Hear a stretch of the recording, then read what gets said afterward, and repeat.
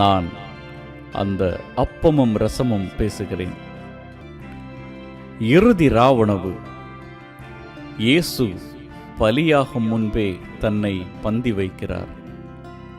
வெட்டப்படும் முன்பே ஆடு தன் உடலை தோழருக்கு பகிர்ந்தளிக்கிறது.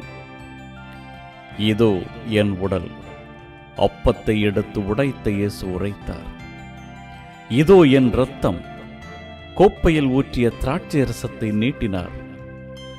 நான் அந்த அப்பமும் ரசமும் பேசுகிறேன். நாங்கள் ஒன்றாயிருக்கும் இரட்டை பிறவிகள். நான் அவரது உடலாய் மாறி அவரிடம் இருந்தேன். இது என் உடல் என அவர் சொன்னபோது உயிருக்குள் ஒரு உருமாற்றம் உணர்ந்தேன். இது என் இரத்தம் என அவர் உரைத்தபோது என் குருதிக்குள் புது இரத்தம் குதித்ததை உணர்ந்தேன். என் நினைவாகச் செய்யுங்கள் என்றார் இயேசு.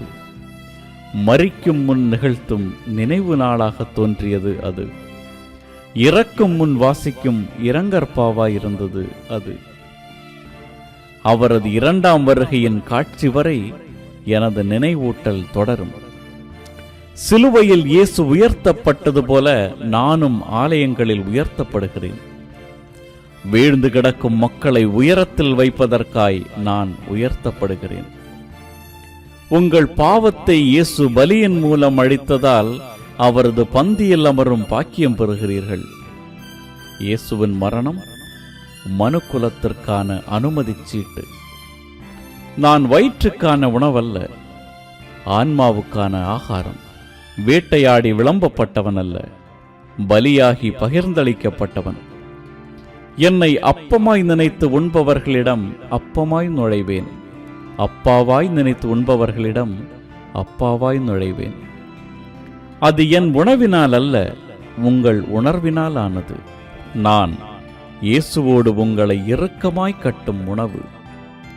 பாவத்தின் பழுதுகளை பிடுங்கி எறியும் பானம். பலியை அல்ல, இரக்கத்தை விரும்புகிறேன் என்றவர் உங்கள் மீது கொண்ட இரக்கத்தினால் பலியானார். என்னை எடுத்துக்கொள்வதில் அல்ல, ஏற்றுக்கொள்வதில்தான் இருக்கிறது திருப்பலியின் உயர்நிலை.